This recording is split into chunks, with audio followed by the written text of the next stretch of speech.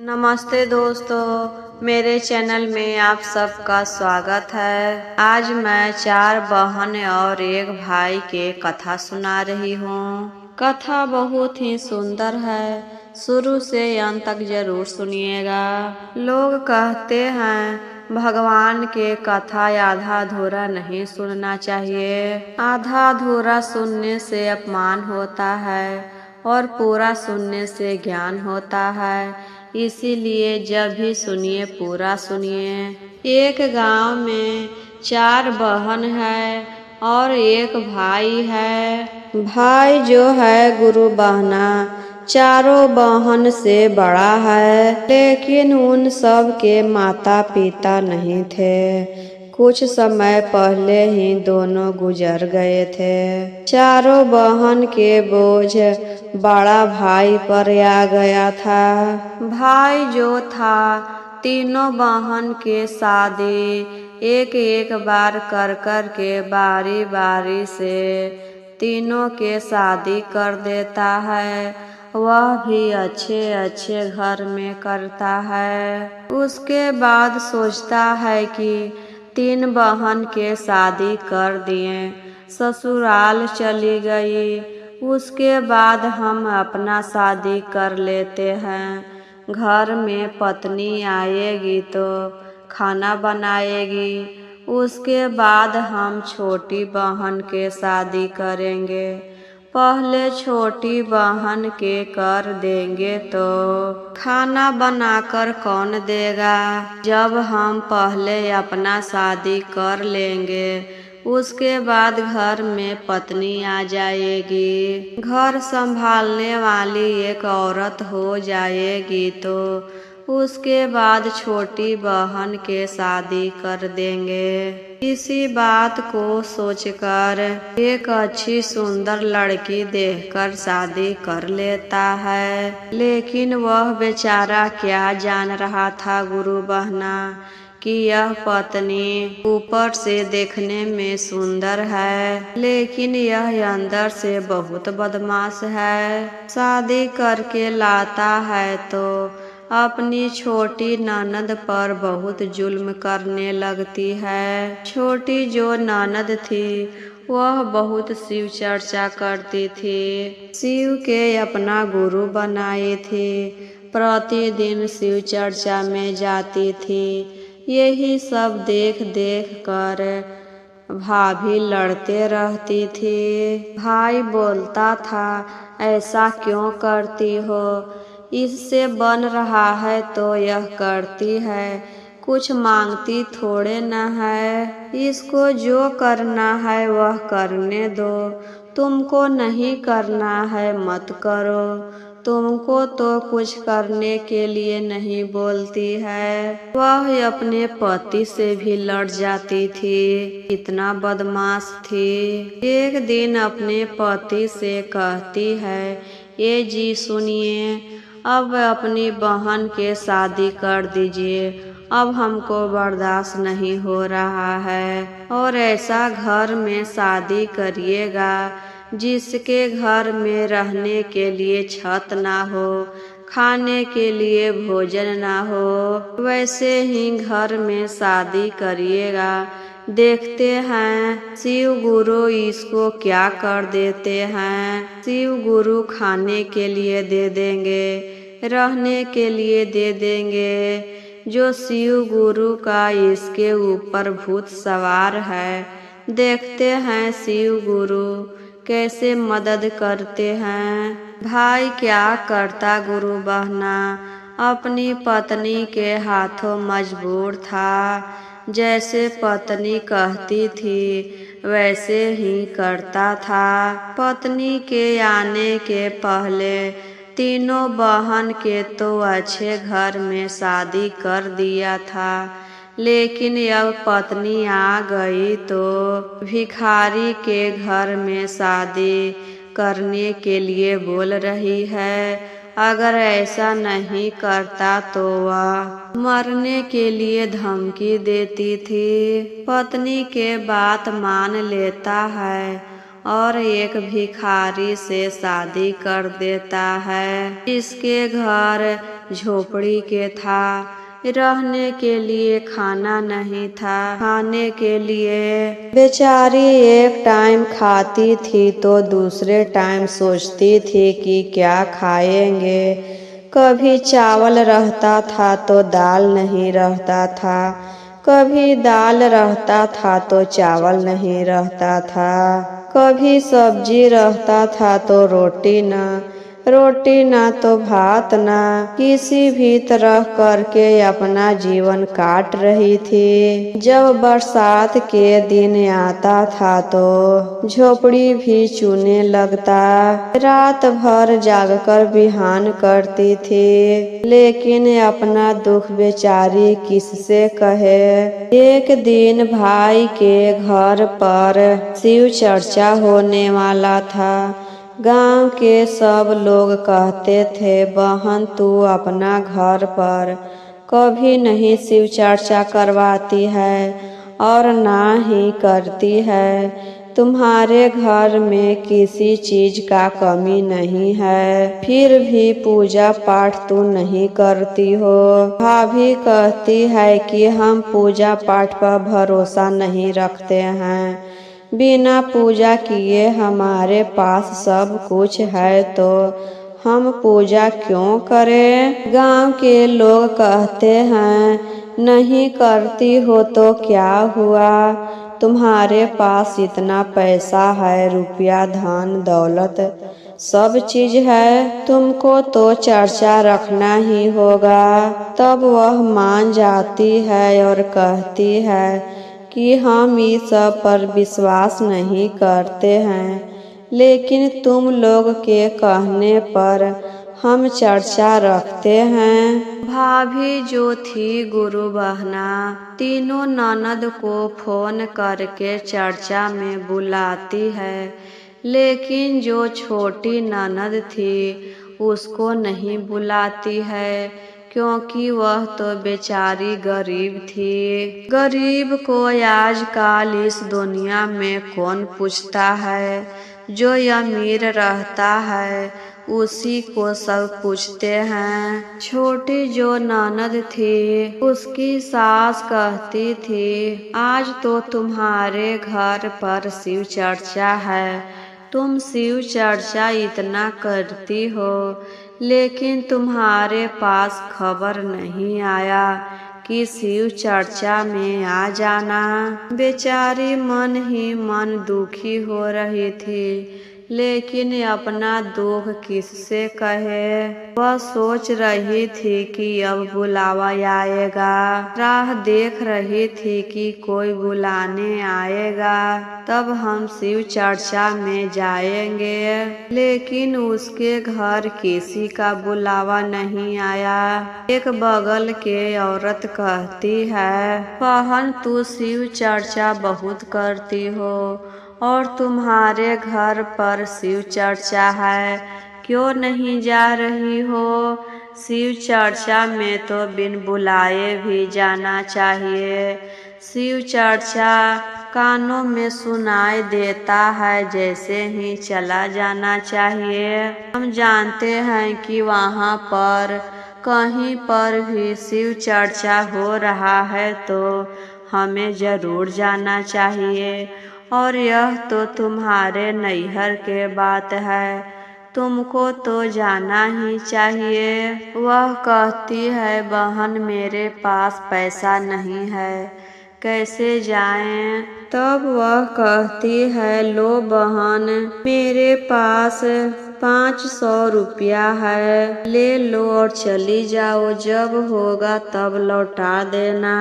तो 500 रुपया ले लेती है, उसी पैसा से एक साड़ी खरीदती है और 100 रुपया रख लेती है गाड़ी भाड़ा के लिए। और उसके घर में थोड़ा सा चावल था, वही चावल को भूंज लेती है और एक पोटली में बांधकर मिठाई के रूप में अपने भाई के घर चली जाती है। वहाँ जाने पर कोई पानी भी नहीं पूछा दीदी, कोई बैठने के लिए भी नहीं कहा। ना बहन कुछ बोल रही थी, ना भौजाई कुछ बोल रही थी। भाई का तो दिल अंदर ही अंदर दुख रहा था, लेकिन क्या करे, अपनी पत्नी के डर से कुछ नहीं बोल रहा था। भौजाई ही बाद में कहती है, जाओ एकदम कोना में जाकर बैठ जाओ। तब वह जाकर कोना में बैठ जाती है। जब चर्चा खत्म हो गया तो सब लोग को जाते समय प्रसाद मिला, लेकिन इस बेचारी को प्रसाद भी नहीं नसीब हुआ। तो क्या करती है गुरु बहना, अपने पोटली में जो चबेनी लाई थी वही शिव गुरु पर चढ़ाकर फिर ले लेती है प्रसाद के रूप में। जाते समय भाई से कहती है, भैया आए हैं तो कुछ ना कुछ हमें दे दीजिए, अपने ससुराल खाली हाथ जाएंगे तो लोग क्या कहेंगे, सास ननद ताना मारेगी कि देखो तो भाई इतना अमीर है लेकिन खाली हाथ वापस भेज दिया, कुछ नहीं दिया। भाई कहता है, मेरे पास तुमको देने के लिए कुछ नहीं है बहन, जाओ खलिहान में खखरी है, धान ओसाए हैं तो उसमें से निकला है, उसी को बोरा में भर कर ले जाओ। लोग देखेंगे तो कहेंगे कि इसको ढेर सारा सामान मिला है। तब वह बेचारी एक बोरा खखरी भर लेती है और अपने ससुराल लेकर चली जाती है। वहाँ जाने के बाद खखरी को कूटने लगती है। तब उसका पति कहता है, यह तुम क्या कर रही हो, क्या तुम पागल हो गई हो, इस खखरी में से क्या निकलेगा, झूठों के परेशान हो रही हो। तब वह कहती है, इसमें धान है, धान में से चावल निकलेगा, मेरे भैया ऐसे थोड़े ना कहे हैं, इसमें धान है तभी तो ले आने के लिए बोले थे, आज तो हम इसमें से चावल निकाल कर ही रहेंगे। धान कूटती है और गीत गाती है, कूटब धनवा यज चौरा निकालब, कूटब धनवा आज चौरा निकालब, चौरा निकालब हो चौरा निकालब, चौरा निकालब हो चौरा निकाल, कूटब धनवा यज चौरा निकालब, कूटब धनवा यज चौरा निकाल, कूटब धनवा यज चौरा निकालब। धान कूटते रहती है और गीत गाते रहती है और शिव गुरु के नाम लेते रहती है। शिव गुरु के दया से उसमें से इतना चावल निकलने लगा, इतना चावल निकलने लगा कि उसके पास रखने के लिए जगह ही नहीं था। घर भरते जा रहा था, भरते जा रहा था। यह सब देखकर उसके सास ननद पति सब हैरान हो गए। बताओ तो यह एक बोरा खखरी में से कितना चावल निकल रहा है कि घर भर गया और अभी निकलते जा रहा है, निकलते जा रहा है। उसी चावल को बेचकर वह बहुत अमीर हो जाती है, पूरा सुंदर महल बना लेती है। उसके पास अब कुछ भी चीज का कमी नहीं था, पूरा गहना हो गया, रुपया पैसा हो गया, सुंदर महल बन गया, गाड़ी भी खरीद ली। एक दिन उसका भाई सोचता है, जाते हैं छोटी बहन के घर, हाल चाल पूछ के आते हैं, बेचारी कैसे रह रही होगी, कैसे खा रही होगी। तो ये अपनी पत्नी से झूठ बोलता है कि अपने दोस्त से मिलने जा रहे हैं, और झूठ बोलकर अपनी बहन के घर चला जाता है। उस गांव में जाकर झोपड़ी ढूंढ रहा था कि मेरी बहन का झोपड़ी तो इसी जगह पर था, और इतना सुंदर महल बन गया। मेरी बहन अब कहाँ रह रही होगी, क्या खा रही होगी, पता नहीं किस हाल में है। तो देखता है कि उसी महल में से उसकी बहन खूब सुंदर साड़ी पहने, पूरा शरीर पर सोना के गहना पहने निकल रही है। तब वह देखते रह जाता है कि मेरी बहन इतना गरीब थी और इतना राजा कैसे हो गई। तब बहन अपने भाई को देखती है तो महल के भीतर ले जाती है, अपने भाई के लिए खीर पूड़ी बनाकर खिलाती है और कहती है, बताइए भैया भाभी का क्या हाल चाल है। तो भाई कहता है, बहन जिस दिन से तुम मेरे घर से आई हो उसी दिन से हम गरीब होते जा रहे हैं। अब मेरे पास कुछ नहीं है, खाने के लिए हम लोग तरस रहे हैं। हम बहुत गरीब हो गए बहन, तुम्हारी कृपा से हम सब अमीर थे। तुम्हारे जाने के बाद तो मेरे घर में कुछ नहीं बचा, हम तो अब बहुत गरीब हो चुके हैं। तब बहन अपने भौजाई के लिए खाना दे देती है, खीर पूड़ी, और भाई के साथ में कुछ सोना और रुपया पैसा भी दे देती है कि इसे बेचकर खाइएगा। भाई अपने घर जाता है और पत्नी को देता है।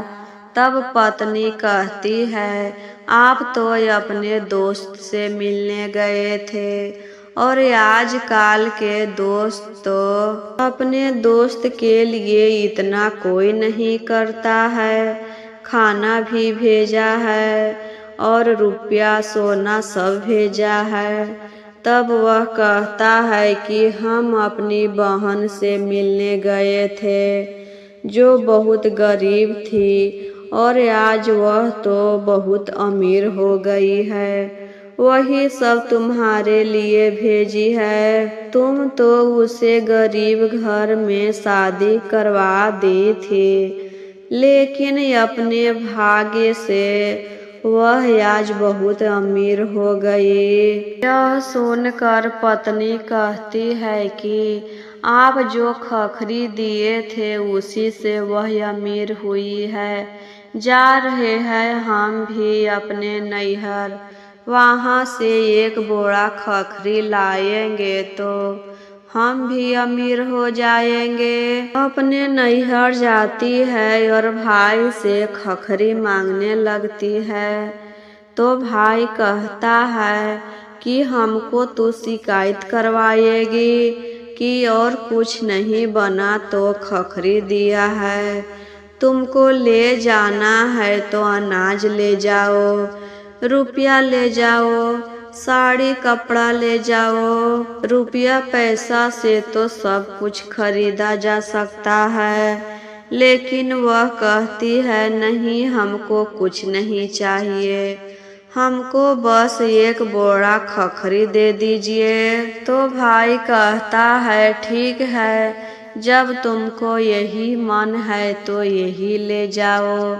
तो एक बोरा खखरी भर कर घर लाती है और कूटने लगती है। कूटते कूटते भर दिन भर रात हो गया, लेकिन उसमें से कुछ नहीं निकला।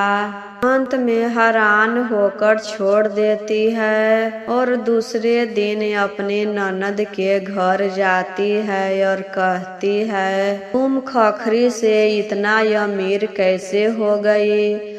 हम अपने घर लाए हैं तो हमको तो कुछ नहीं हुआ।